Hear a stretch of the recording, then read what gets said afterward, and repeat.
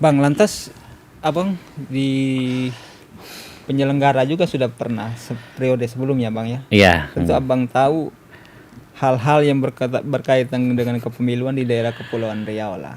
Nah, pertanyaannya, seberapa penting sih Bang PPI ini hadir di Kepri menghadapi segala persoalan yang terjadi yang abang sempat ketahui selama abang menjadi penyelenggara gitu lah.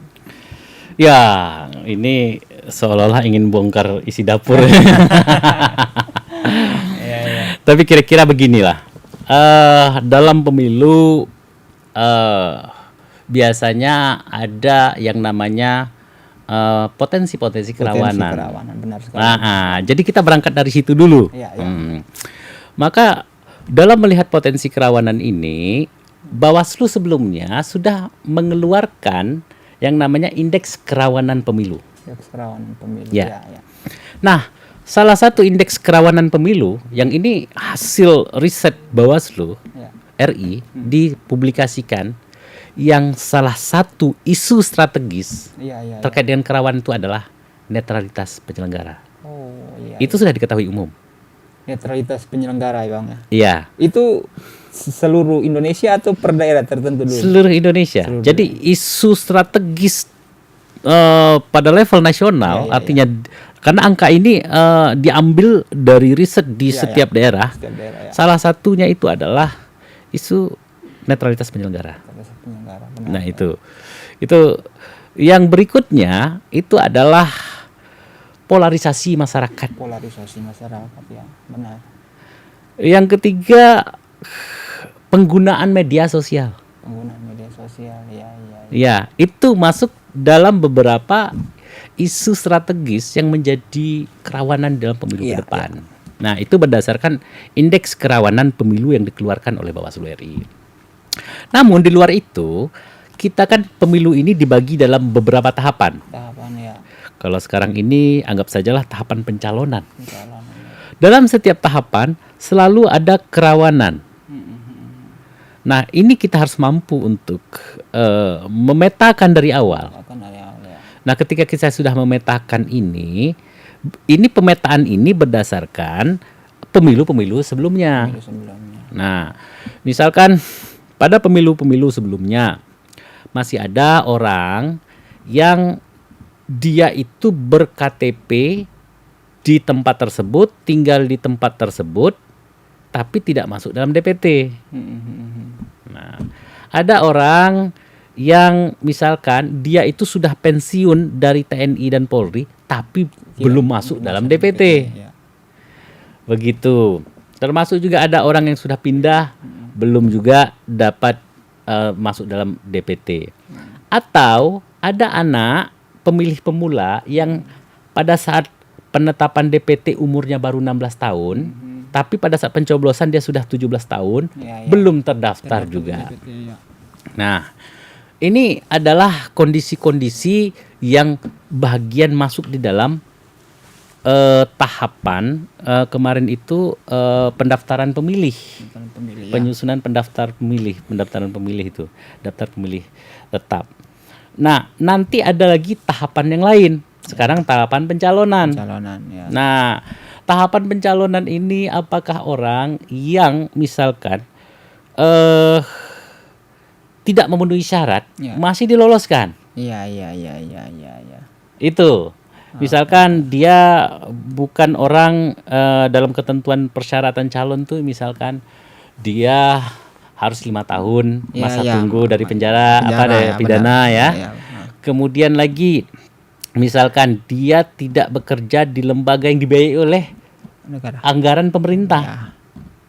Nah, seperti itu. Ya. Nah, itu kan dapat terjadi Ya, misalkan begitu. Ya, ya. Itu tahapan pencalonan. Pencalonan. Kemudian tahapan lain lagi, misalkan tahapan logistik. Logistik ya. Jadi tahapan logistik kita tahu di Batam kemarin bagaimana logistik pengelolaan manajemennya Ya, ya. sedemikian kacau balau. Kacau balau, benar.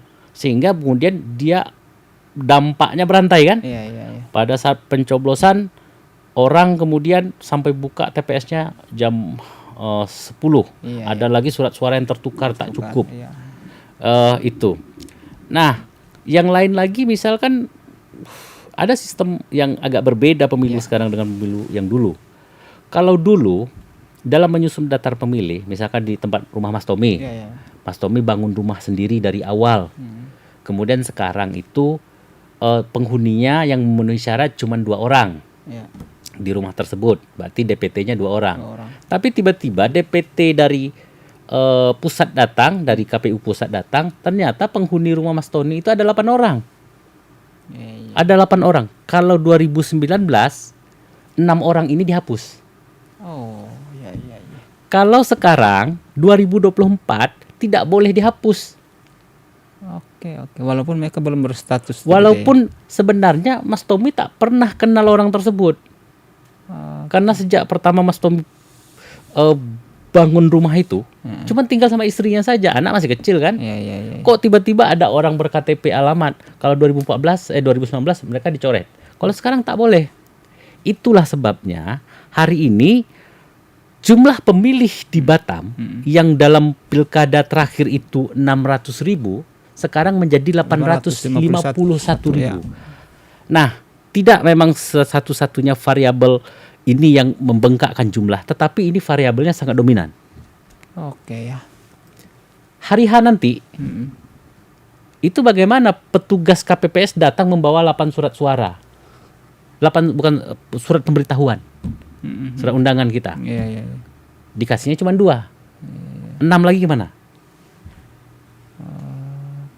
Semoga yang 6 ini tidak jatuh ke tangan orang-orang tertentu sehingga pada hari H terjadi mobilisasi. Mobilisasi, ya, ya, ya. Oke, oke. Nah, itu terjadi. Berdasarkan kasus itu kerawanan. Kerawanan yang lain adalah misalkan itu pada saat daftar pemilih Ya, gitu ya, kan. daftar pemilih, ya. Nanti pada saat pemungutan suara itu lagi tadi tuh ada orang yang lebih dari 2 orang yang tidak, lebih dari 1 orang yang tidak memiliki hak tapi diberikan kewenangan atau masuk untuk mencoblos, itu harus diulang. Kemarin ada beberapa TPS yang harus diulang karena ketidakcocokan antara orang yang datang dengan surat suara.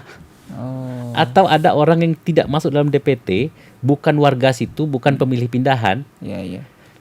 tapi diberikan hak surat suara. Oke. Bahkan itu pemungutan. Ya. Kemudian penghitungan lagi di TPS. Iya, iya, iya. Penghitungan suara ini menjadi kerawanan tersendiri juga yang dampaknya yang kemarin itu adalah diberhentikan 5 orang anggota KPU. Oke, ya. Ya, ya. Nah, jadi ada 2 kategori tadi saya katakan. Satu berdasarkan indeks kerawanan pemilu tadi yang dikeluarkan oleh Bawaslu RI. Yang kedua potensi kerawanan dalam setiap tahapan. Setiap tahapan. Baik, baik Bang Zaid. Dari penjelasan yang Abang paparkan tadi ya, berarti Abang bersama PPI yang ada di Kepri itu sudah petakan juga potensi kerawanan seiring sejalan dengan tahapan-tahapan yang berlaku ya Bang. Ya, itu dulu peninggalan saya jadi waktu saya masih menjadi penyelenggara itu. Baik, Bang Said.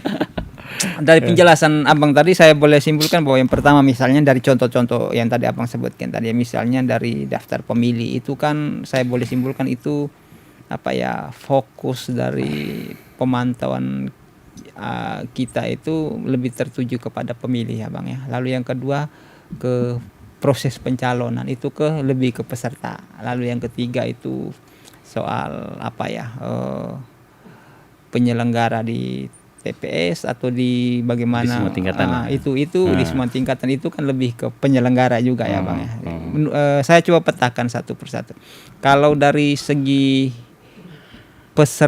pemilih sendiri Bang, yang tadi Abang sebutkan poin pertama tadi, sudah ada atau belum peringatan atau masukan yang disampaikan Abang mereka di PPI terhadap penyelenggara Bang? Karena apapun itu penyelenggara juga bertanggung jawab pada pemilih ini sendiri gitu, ya. Bang. Jadi hari ini salah satu yang menjadi potensi masalah itu tadi satu ya. Ya. Nah, saya katakan ada orang yang tidak masuk itu sudah disampaikan. Cuman ketentuan peraturan perundang-undangan mengatakan orang yang memang sudah punya KTP jangan dihapus. Sebab apa? Jika mungkin dia tidak pernah tinggal di situ atau dia mungkin sudah tidak ada lagi di sini. Tapi kalau dihapus dia sudah tidak masuk dalam DPT. Kalau orang ada gimana? Iya, benar. Itu dasarnya. Cuman juga kita tidak mau ini kemudian disalahgunakan nanti. Iya, benar. Ini sangat berbahaya dan sebenarnya dulu saja ada yang praktek-praktek yang seperti itu ada terjadi. Dulu pada pemilu sebelumnya. Ada mobilisasi orang, ada surat pemberitahuan diberikan kepada orang yang bukan haknya. Seperti itu, karena orangnya tak ada di tempat. Itu 2019 sudah terjadi. Apalagi sekarang seperti ini. Padahal dulu 2019 orang yang betul-betul tidak dikenal memang dicoret. Iya. Jadi maka 2024 itu akan membutuhkan sebenarnya partisipasi kita untuk sama-sama mengawasi agar pemilu ini berkualitas. Potensi kedua, misalkan hari ini terjadi penggusuran. Iya. Misalkan Rempang.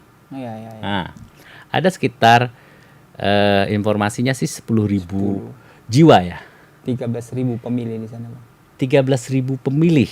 Anggap sajalah yang berada di dalam Pulau Rempang itu kecamatan Rempang ya. Kalau di Pulau Rempangnya kan tak sebanyak itu juga. Atau anggap sajalah seperti itu. Hari ini mereka sudah ditetapkan sebagai pemilih dan sudah juga ditetapkan TPS-nya. Ya. Ada 16 titik katanya 16. yang bakal direlokasi. Ini kan juga jadi persoalan tersendiri. Bukan hanya di Rempang, di beberapa titik-titik yang lain yang ada di Batam. Ini menyangkut hak konstitusional warga. Jangan sampai kondisi dan dinamika yang terjadi itu membuat mereka kehilangan hak pilihnya. Nah itu kan tak semua masyarakat itu kemudian memiliki memiliki kesadaran yang tinggi untuk di tengah mereka kesibukan mereka mungkin mau direlokasi memikirkan soal hak pilih. Boro-boro mungkin memikirkan soal itu, mereka mungkin berpikir soal bagaimana hidup saya besok.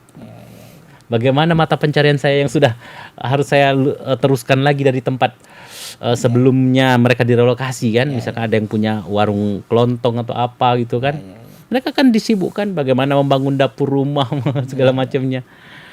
Nah, sehingga mereka tidak ngeh begitu. Begitu di hari H, mereka bingung saya milih di mana. Iya. Oke. Nah, itu di antara hal-hal. Nah, sementara real KPU mencetak surat suara, KPU mencetak surat undangan. Sejumlah 850.000. Plus 2%. Nah, itu salah satu hal yang memang harus sama-sama kita cermati, harus sama-sama kita kawal. Jadi sudah jatuh jangan tertiba tangga lagi lah mereka. Oke. Bang, itu soal pemilih, Bang. Kalau soal pencalonan ya, Bang, kita tahu bahwa saat ini kan ada tahapan DCS ya kalau nggak salah ya, Bang. Pengaduan DCS ya, Bang ya. Tanggapan masyarakat ya.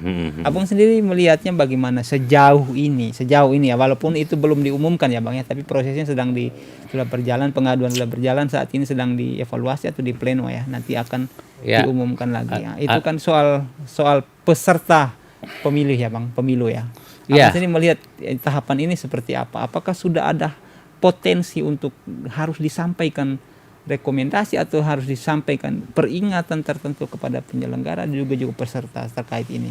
Ya, jadi salah satu potensinya adalah untuk profesi yang menurut undang-undang dan ketentuannya itu dilarang. Salah satunya kriterianya adalah dia itu bersumber yang lembaga tempat bekerjanya itu dibentuk berdasarkan undang-undang, yang dia di dalam melaksanakan tugasnya itu sejalan dengan tugas yang dibebankan negara, yang kemudian dari honornya bersumber dari negara. Ini mestinya itu tidak kan? Nah, potensi ini banyak yang luput dari penyelenggara. Oke. Pertanyaan lanjutnya gini, Bang. Kalau memang itu ada temuan seperti itu, apakah sudah dimasuk ke PPI sendiri ya sebagai satu lembaga yang ya bisa mewakili masyarakat ini, apakah sudah membuat catatan atau pengaduan itu ke link-link yang dibagikan oleh penyelenggara sendiri terkait calon-calon tertentu itu, Bang? Kita kan akan melihat ini ada masa tanggapan dari masyarakat dulu. Ya. Nah, kita lihat sejauh mana kemudian tanggapan masyarakatnya masuk dan ketelitian dari teman-teman penyelenggara itu sendiri. Oke. Ya tetap kita kan ini juga bagian daripada kita memberikan masukan. Ya. Iya, masa sih kita yang bekerja? Iya. Cuman kita sudah memberikan rambu-rambunya. Kita sudah beri rambu-rambu. Ada, kita lihat. Nah, seperti itu. Ya, masukan-masukan itu kan sudah kita berikan. Nah, jadi kalau kemudian masih juga, ya saya kira ini teman-teman harus memperbaiki, atau maksud saya itu harus lebih teliti dan jeli lagi, karena ini tugasnya tidak main-main.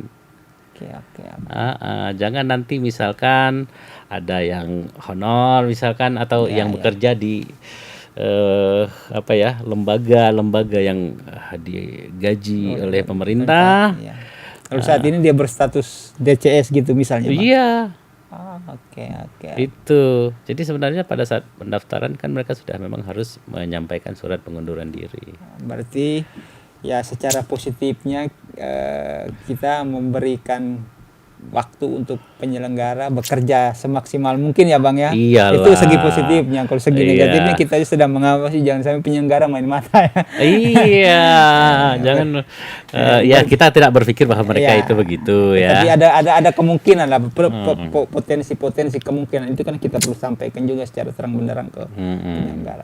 Bang, kira-kira misalnya sampai pada batas akhir pengumuman itu, DC calon-calon yang berpotensi bermasalah seperti itu tetap lolos. Kalau menurut Abang sendiri itu bisa membatalkan proses secara keseluruhan, atau bisa menjadi bumerang bagi penyelenggara, atau seperti apa? Bisa menjadi bumerang bagi penyelenggara sebab mereka bekerja tidak berdasarkan ketentuan dan peraturan yang ada. Itu melanggar prinsip profesionalisme. Dan itu bagian daripada etik. Iya. Oke. Kalau begitu, Bang ya, kalau menurut Abang sendiri, penyelenggara dalam hal ini mereka harus bekerja sendiri walaupun mereka sudah berjanji menjamin profesionalitas mereka, tapi apakah mereka harus berkomunikasi dengan pihak-pihak lain di luar itu? Harus. Penyelenggara itu memang wajib untuk berkomunikasi dengan seluruh unsur stakeholder. Itu bagian daripada ketentuan peraturan perundang-undangan. Oke. Nah, bagaimana mereka melakukan sosialisasi, kewajiban melakukan sosialisasi, itu berarti mereka harus berkoordinasi. Kemudian melakukan katalah pekerjaan sebagai penyusunan daftar pemilih. Mereka harus bekerja sama dengan Dinas Kependudukan. Harusnya mereka juga bekerja sama kan dengan RT dan RW kan, melalui petugas-petugas mereka itu. Jadi itu memang wajib sebenarnya. Jadi justru kalau mereka tidak melakukan koordinasi lah, maka kemudian informasi-informasi yang begitu tidak mereka dapatkan.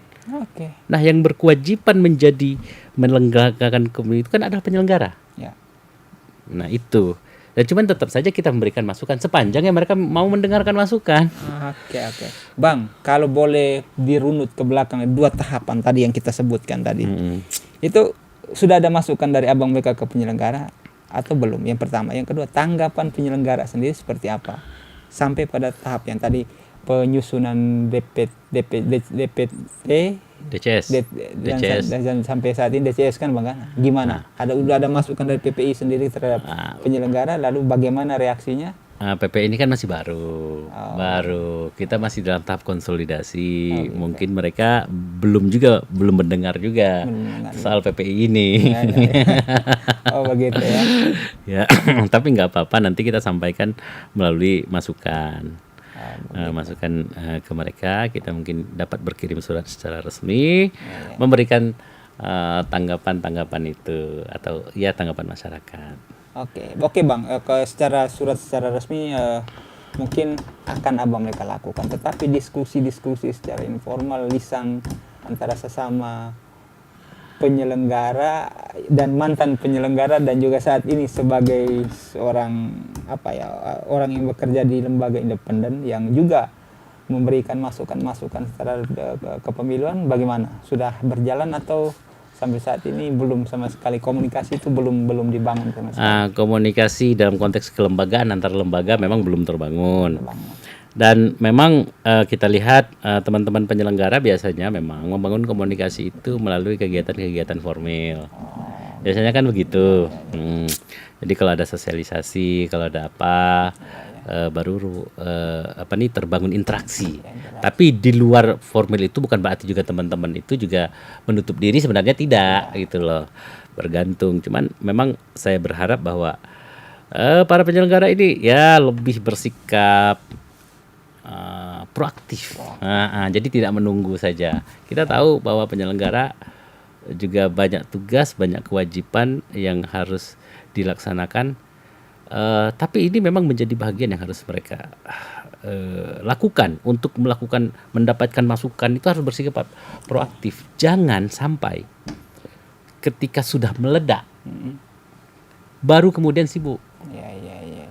Contohnya adalah kasus misalkan logistik kemarin.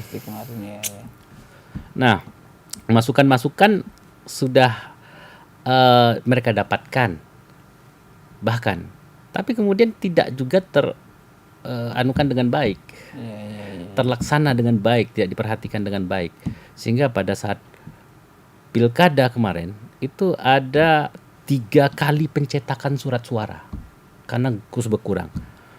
Pas terakhir besok mau pencoblosan, setelah mereka hitung, oh ternyata ada lebih 2.000 lebih surat suara dimusnahkan. Terus besok pagi setelah dibuka kotak suara ternyata kurang. Alah, mereka di Batam ya Bang, udah di Batam. Ada yang tertukar kotak suaranya, surat suara untuk dapil ini termasuk dapil itu, ada. Bukan tidak ada. Nah, saya kira memang penyelenggara ke depan ini bukan tugas yang mudah. Apalagi ke depan ada tahapan. Sekarang kan pemilu udah masuk nih tahapannya. Tahapan pilkada kan belum. Nanti sekitar November itu pemilu akan mulai kampanye. Tapi pada saat yang sama tahapan pilkada juga baru akan dimulai. Jadi mulai November 2023 tahun ini, nanti sampai tahun 2024 pemilu dilaksanakan. Pemilu itu presiden, mulai dari DPR RI, mulai dari DPD, DPR provinsi, DPR kabupaten kota, dan pemilihan gubernur, wakil gubernur, bupati, wakil bupati, wali kota, wakil kota, itu bersamaan jalannya.